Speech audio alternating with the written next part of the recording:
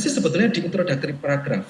Ya, jadi pada saat kita melakukan menuliskan pembahasan di awal loh, kok ada pendahuluan lagi sih Pak? Maksudnya bagaimana? Nah, ini sebetulnya di pendahuluan tersebut di paragraf pertama kita harapannya bisa menulis apa sih sebetulnya yang menjadi konsentrasi kita, apa yang menjadi titik poin yang kita yang menjadi penelitian utama, yang menjadi titik poin utama dari penelitian kita itu apa sih sebetulnya, itu dibahas ya, bukan dibahas, disampaikan ya, disampaikan. Kemudian solusinya apa nih kira-kira dari hasil yang dari apa namanya tujuan yang kita sampaikan tadi, yang kita ingin bahas itu tadi, kira-kira ada berapa solusi nih yang kita bisa sampaikan, apakah ada sesuatu yang baru atau berbeda atau mungkin inovatif dan sebagainya, dan kira-kira bagaimana hasil penelitian saya itu berkontribusi terhadap masalah yang ada selama ini. Nah, itu di intro di situ. Jadi paragraf pertama itu seperti itu. Jadi tidak langsung nabrak langsung pada hasil gitu, enggak, jadi ada intronya. Jadi nanti kelihatan indah. Ini kalau tadi ada introductory paragraph di pembahasan, tentunya kita juga ada introduction section. Jadi ada bab pendahuluan yang terlatar belakang. Sebenarnya bedanya apa nih ya antara intro yang awal latar belakang itu dengan discussion. Nah, ini bisa kita lihat di sini juga ya. Kalau mau lihat detailnya itu saya sampaikan juga sumbernya ya. Contohnya ini adalah yang penting di sini itu adalah ini ya, dari konten. Konten dan flow-nya itu yang dua terakhir itu ya. Dari konten ini kalau di pendahuluan yang di awal itu kita menyampaikan sebetulnya saat ini literatur yang ada terkait dengan topik yang kita bahas itu apa sih ya, kemudian apakah ada gap, kemudian pentingnya kita membridging, jadi meminimalkan gap tersebut atau mungkin menjembatani gap tersebut itu bagaimana sih dengan menggunakan hipotesis kita. Nah, kalau yang discussion di pembahasan itu kita menyampaikan hasil kita ya, kaitannya dengan literatur yang sudah ada saat ini yang sudah kita sampaikan di latar belakang itu bagaimana ya. Karena sebetulnya kalau kita menulis sebuah paper, artikel untuk jurnal itu nggak ada literatur reviewnya, nggak ada tinjauan pustakanya, kan nggak ada ya. Jadi menggunakan introduction, biasanya langsung metodologi, kemudian langsung result, kemudian discussion. Jadi beda kalau kita mau bikin sebuah naskah skripsi, naskah tesis, atau mungkin disertasi, beda. Biasanya ada di bab 2 tinjauan pustaka. Nah, untuk kita menuliskan sebuah paper, artikel, itu tidak ada tinjauan pustaka. Ya, jadi di sini tinjauan pustaka yang ada, ya jadi saat ini itu sudah sejauh mana sebetulnya penelitian terkait dengan yang kita teliti, itu dimasukkan di introduction. Ya, nah itu nanti kita matchkan dengan yang di hasil kita di pembahasan kita, bagaimana dengan yang sudah ada saat ini. Dan flow-nya penting, Bapak Ibu semuanya dan adik-adik semuanya, teman-teman semuanya. Flow, jadi pengorganisasiannya kalau introduction itu dari yang besar ya, general kepada spesifik. Jadi suatu contoh misalnya yang mudah itu biasanya dari angka kejadian ya, dari angka kejadian COVID di dunia bagaimana sih, Asia Tenggara bagaimana, Indonesia bagaimana, Malang bagaimana. Nah, seperti dari yang luas ke yang lebih sempit. Berbanding sebaliknya kalau di discussion, di pembahasan. Kalau di pembahasan itu dari yang sempit ya, dari hasil penelitian kita, kemudian kita berusaha membukanya, melihat dari perspektif yang lebih lebar sesuai dengan penelitian yang sudah ada, dari konteks yang saat ini sudah ada, dari literatur yang sudah ada, seperti itu. Ya, bedanya itu. Kemudian untuk yang tengah habis ini kita bahas ya. Kemudian yang di bagian akhir itu kita harus menuliskan apa sih strong points-nya. Jadi item yang penting banget dari hasil penelitian kita itu kita sampaikan ya. Kemudian di sini disampaikan juga keterbatasan penelitian kita dan juga future direction ya, mungkin terkait dengan penelitian selanjutnya harus bagaimana sarannya dan sebagainya. Nah, itu juga muncul di concluding paragraph ya. Jadi sebelum conclusion loh ya, sebelum conclusion ya, itu tetap di pembahasan itu biasanya akan ada future direction. Ini bagian tengah. Nah, ini penting sekali ini sebenarnya bagian tengah. Jadi tadi kita sudah bagian depan sama bagian belakang, kita sekarang bagian tengah. Di bagian tengah itu ada istilahnya adalah divide and conquer tactic. Jadi istilahnya itu divide itu memecah, conquer itu menyusun ya atau menggabungkan ya, seperti itu. Jadi ini sebetulnya intinya sih lebih kepada seperti ini. Jadi kita itu pembahasan kita itu menyesuaikan dengan hasil yang sudah kita bahas ya. Jadi dari section hasil ya, dari headingnya hasil result itu, kemudian kita membahasnya. Nah, item-itemnya itu kurang lebihnya adalah sesuai atau concurrent atau sejalan dengan hasil yang sudah kita bikin. Ya, oke. Gambarnya seperti ini, lebih mudah mungkin dari gambar. Ya. Jadi contoh-contoh di result section, jadi di hasil. Ya, di hasil ini ada misalnya, di sini ada 5 hasil yang utama. Ya, jadi hasil 1 sampai 5. Kemudian hasil 1 itu nanti ya juga akan kita bahas di paragraf pertama, ya, ataupun paragraf kedua setelah intro ya, itu di pembahasan kita.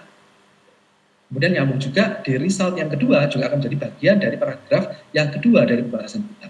Dari bagian tengahnya seperti itu seterusnya sampai dengan nanti akan ada conclusion-nya di bagian akhir dari pembahasan ada limitation dan plan for future ya, itu adalah di bagian akhir. Jadi seperti itu, nyambung. Nah, ini nanti yang kelihatan benang merahnya itu di sini ya. Jadi nyambung antara hasil dengan pembahasan, nyambung. Oh, iya di hasil pembahas pertama adalah terkait dengan hasil ini, yang kedua hasil itu, yang ketiga hasil ini, dan sebagainya. Itu nyambung dengan pembahasan.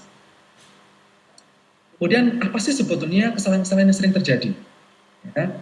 Yang pertama adalah kita terlalu panjang lebar. Jadi Indonesia Rayanya terlalu panjang, ya terlalu berbunga-bunga dan sebagainya. Asumsi kita dengan menuliskan yang panjang berarti itu nanti akan lebih bagus, belum tentu sebetulnya. Ya, di penulisan artikel yang standar berreputasi ya, yang sudah standar internasional itu kita susah sebetulnya. Ya, karena susahnya begini, kita harus menuliskan yang singkat, padat, tapi berisi, tidak yang berbunga-bunga seperti itu. Ya, makanya di sini disampaikan kalau misalnya biasanya itu masing-masing jurnal itu sudah ada batasan. Ya, seperti yang saya bilang tadi, oke, untuk seluruhnya adalah 4.000 kata. Nah, itu berarti biasanya mereka juga ada sudah di petunjuk buat penulis ya, author guidelines ya, itu sudah ada. Oh, untuk introduction berapa persen, oh metodologi berapa persen, result sama discussion berapa persen, sudah ada ya. Nah, kalau lebih dari yang disarankan, yang dianjurkan oleh jurnal tersebut, kalau 20 sampai 50 kata boleh, cuma tidak lebih dari 100 kata. Ya. Kemudian kesalahan yang berikutnya adalah pembahasan ini tidak sesuai dengan tujuan yang sudah ditetapkan di awal.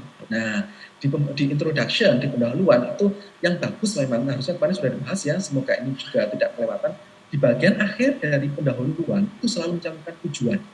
Ya, ada jurnal yang meminta menyebutkan secara literally ya, secara eksplisit aims gitu ya, atau mungkin objektif gitu ya, atau purpose gitu ya. Nah, itu ada yang meminta seperti itu. Tapi kalau enggak, ada jurnal yang enggak ya. Kalau enggak berarti semua berarti di bagian akhir di sebuah pendahuluan itu selalu ada tujuan penelitian itu apa, itu perlu disampaikan. Nah, itu nyambung nantinya dengan pembahasan ya, sesuai ya. Kemudian kesalahan yang berikutnya adalah ini ya, ini mahasiswa sering melakukan ya. Jadi di pembahasan itu menuliskan item-item yang tidak ada di hasil. Nah, itu yang kesalahan berikutnya. Itu sering banget ya. Bahkan bukan hanya S1, mahasiswa S2 juga begitu ya. Jadi di pembahasan tiba-tiba muncul ada data siluman celing gitu ya. Ini di hasil kok nggak ada? Iya Pak, nggak saya munculkan. Loh, harusnya dimunculkan ya. Jadi jangan sampai menuliskan di pembahasan tapi di hasil tidak ada. Kemudian berikutnya hanya menyampaikan pembandingan dengan penelitian sebelumnya ya. Penelitian hasil dari penelitian ini sesuai dengan penelitian sebelumnya oleh lalalala, atau mungkin hasil penelitian ini tidak sesuai dengan penelitian sebelumnya oleh lalalala. Kalau hanya seperti itu sebetulnya tidak disarankan ya. Yang perlu disarankan adalah terus kenapa kok berbeda, why-nya itu penting ya. Kenapa kok sama, kenapa kok berbeda ya, itu yang penting adalah kenapanya, bukan sekedar sama. Atau kemudian discussion ini tidak berawal dari sesuatu yang spesifik pada general ya, misalnya mix, campur, baur dan sebagainya gitu ya.